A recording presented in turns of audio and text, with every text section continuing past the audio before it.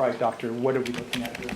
So what we're looking at is an individual who's in prone position, and you see, in order for those ribs to go out with that pump handle movement, you've got to be able to lift your body weight up. The diaphragm is more difficult to contract because your abdomen is compressed from, your abdominal contents pushing up on your diaphragm. And then if you add weight on the back, that obviously would inhibit the ability of the person to lift their body weight and to fully expand their lungs. So that is what this is meant to depict. Doctor, based on your review of the materials in this case, how does this discussion of prone positioning relate to Mr. Ellis' circumstances? Based on my review, I was looking to try to understand how a person in these circumstances could develop hypoxia. Can you describe, I've tried to... You're looking enough for me to save you because it's almost noon. Yes, sir.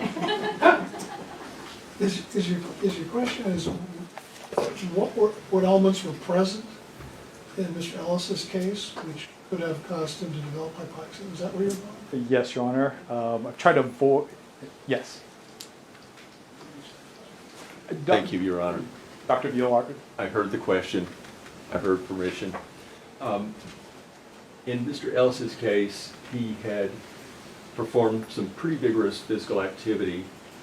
He had methamphetamine in his system, as we know, which is a stimulant increasing your heart rate, your blood pressure, your metabolic rate, and he also had Taser application. And those things all together would be predicted to increase his oxygen demands. And in that setting, I noted in the review that when he first had a pulse check, it had been 80 beats per minute. When he was being returned to recovery position just before E10, the fire truck arrived. And when paramedic Wilson examined him, he described him as being bradycardic, which is less than a heart rate of 60 beats per minute. Both of those, I think we'd recognize, are inappropriately low. Officer Rankine said he was surprised at a pulse of 80, and the pulse of 60 was further lower, and then we saw progressive bradycardia over the ensuing minutes on the telemetry tracings. Did you also consider, Doctor, the position of officers on Mr. Ellis? Yes, sir. Again, the videos, as we've seen those? Okay. The videos, as you know, are difficult sometimes to see things.